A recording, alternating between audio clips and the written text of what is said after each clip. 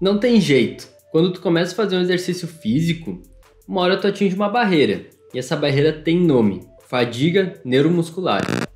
Isso é um bom sinal até, porque quando a gente está fazendo um exercício com fins mais estéticos ou até mesmo para performance, é isso que a gente procura. Independente do exercício que tu faça, a fadiga diminui a força, a resistência muscular e a amplitude também, que é justamente quando a gente começa a roubar um pouco mais para que a gente consiga executar aquele exercício até o final. Sabe quando tu está fazendo uma rosca direta, por exemplo, e se tu não tiver a ajuda de alguém, tu não consegue mais levantar? Então, quando o teu braço despenca, é porque tu atingiu a fadiga. E só para dar o nome correto para as coisas, o nome dessa fadiga é fadiga de origem central. E eu tô dando esse nome para que tu entenda porque existe um segundo tipo de fadiga. Sabe aquela dor tardia, 1 ou 2 dias depois? Essa é a fadiga de origem periférica. E eu tô fazendo questão de deixar bem claro esses dois tipos de fadiga, porque elas são ocasionadas por coisas diferentes, logo a medida de prevenir e melhorar a recuperação também é diferente para cada uma delas. A fadiga de origem central está mais ocasionada com a falta de força no treinamento em específico. Já a fadiga de origem tardia está associada com a regeneração muscular ocasionada pelo treinamento físico. O foco do vídeo de hoje é na fadiga de origem central, mas não se desesperem ainda porque existem algumas maneiras de evitar essa fadiga de origem central e é justamente o foco do vídeo. Primeiro, eu vou falar sobre a betalanina, que a gente encontra em qualquer loja de suplemento alimentar. Segundo, eu vou falar do bicarbonato de sódio. E sim, esse bicarbonato de sódio que a gente encontra em qualquer prateleira de qualquer supermercado. Tu não vai acreditar no que esses dois suplementos são capazes de fazer com o teu treinamento físico. Então fica até o final do vídeo que eu vou ensinar exatamente como utilizar esses dois suplementos, porque eu aposto que tu não está utilizando tanto a betalanina quanto o bicarbonato de sódio da maneira correta. Fala, meu sedentário! Aqui quem fala é o Nutri João Pedro e eu te desafio a achar um vídeo mais completo do que esse sobre betalanina e bicarbonato de sódio aqui no YouTube. Então já se inscreve no canal para que eu possa continuar trazendo vídeos como esse numa frequência ainda maior e numa qualidade ainda melhor. Sempre que nós fazemos uma contração muscular, precisamos de energia. E no nosso organismo, essa energia é proveniente de uma molécula chamada ATP. Basicamente é uma molécula de adenosina ligada a 3 grupamentos fosfato, a 3 fósforos. Mas de onde conseguimos essa molécula de ATP? Já ouviu falar em carboidrato, glicose, açúcar? Bom, basicamente vem da nossa alimentação.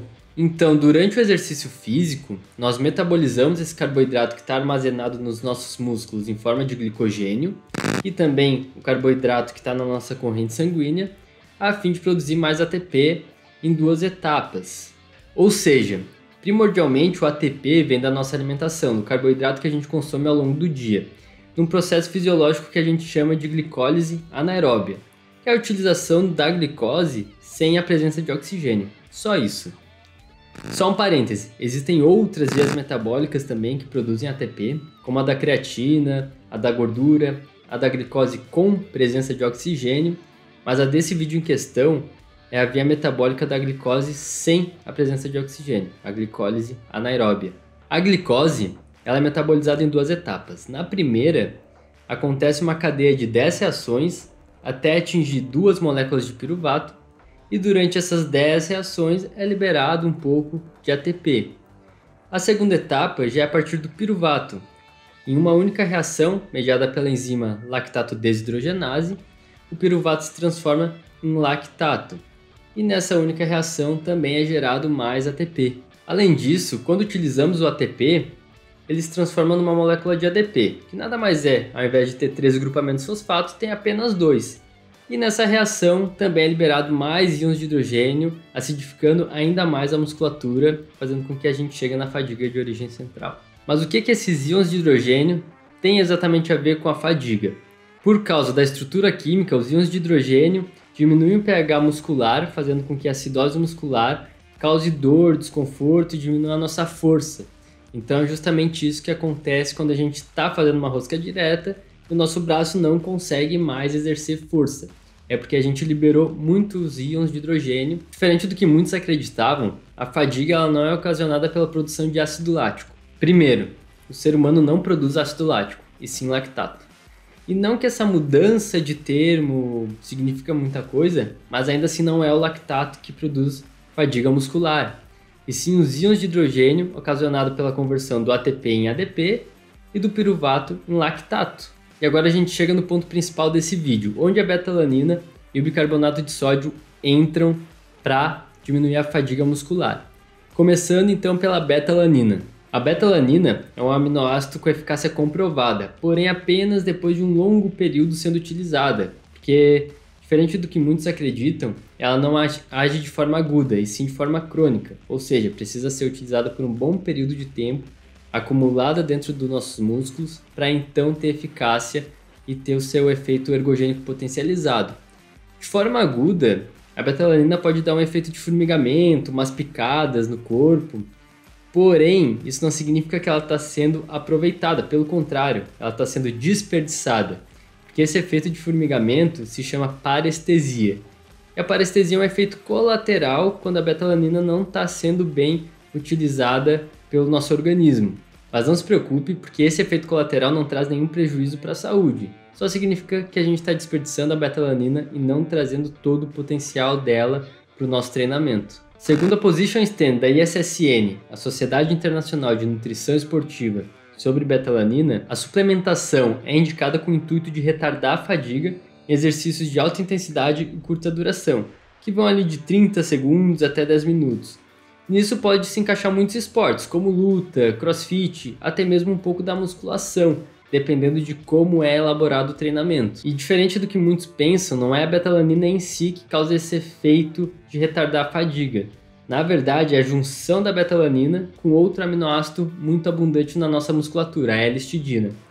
Quando os dois se unem através da enzima carnosina sintase, a gente forma a carnosina, e é a carnosina então que tem esse efeito, o efeito que a gente chama de tamponamento. Essa mesma Position Stand recomenda o uso de beta-alanina de 3 a 6 gramas por dia, fracionando de 1,5 a 2 gramas a cada vez que tu for tomar ao longo do dia.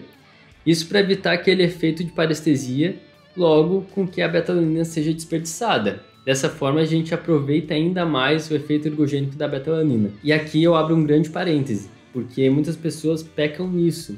Primeiro em pensar que apenas 2 gramas antes do treino vai ser suficiente para o efeito da beta-alanina. E claro, pode ser que tu já até tenha sentido que esse efeito do formigamento tenha trazido algum benefício para você, mas provavelmente foi placebo.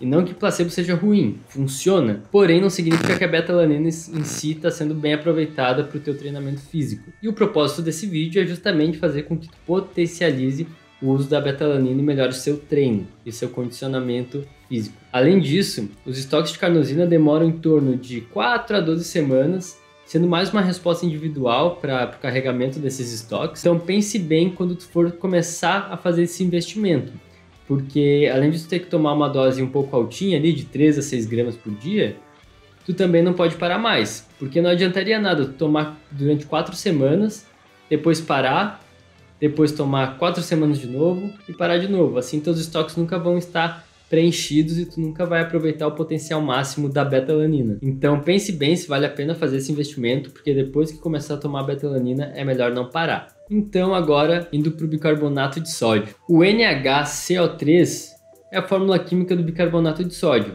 e é um dos suplementos alimentares mais bem estudado para performance física. E sim, é esse bicarbonato de sódio encontrado em supermercado que a gente usa para coisas mais domésticas também, como desentupir pia, tirar manchas e por algumas pessoas até mesmo para clarear os dentes. Mas além disso, o bicarbonato de sódio também tem a sua função fisiológica. Diferente da beta-alanina, que age dentro da célula muscular e de forma crônica, o bicarbonato já age de forma aguda no meio extracelular, reagindo também com os íons de hidrogênio. Uma revisão de 2015, elaborada pelo icônico professor brasileiro Lancha Júnior, avaliou justamente isso, a modulação para diminuição da acidose muscular através do uso do bicarbonato de sódio e da beta-alanina em exercícios de alta intensidade. Foi avaliado então que a beta-alanina age no meio intramuscular, já o bicarbonato de sódio no meio extracelular.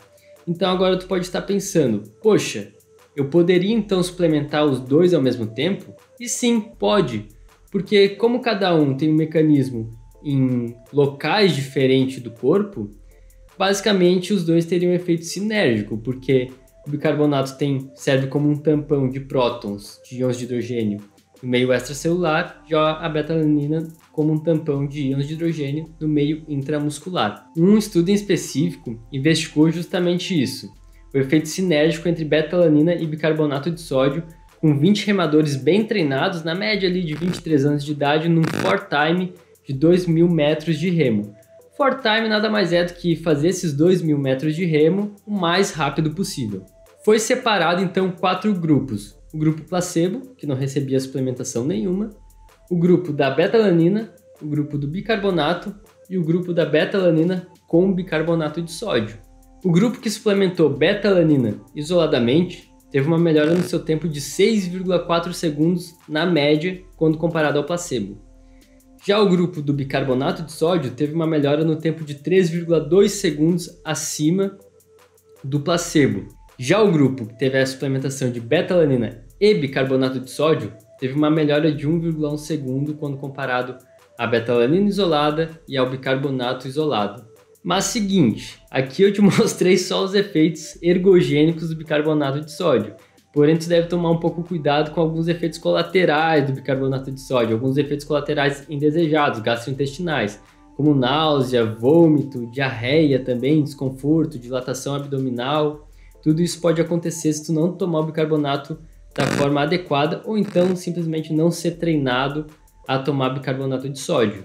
Por isso, um estudo de 2011, elaborado pela pesquisadora Louise M. Burke, avaliou 8 protocolos para entender qual teria menos efeito colateral durante o uso do bicarbonato de sódio. Foi apontado que o melhor protocolo foi a utilização de bicarbonato ali entre 90 a 150 minutos antes do treinamento, junto de uma refeição contendo carboidratos. A dose recomendada é de 200 a 300 mg por quilo, ou seja, se tu pesa ali uns 70 quilos, vai dar em média umas 21 gramas de bicarbonato de sódio que tu vai tomar entre 90 a 150 minutos antes do teu treinamento físico, junto de uma refeição.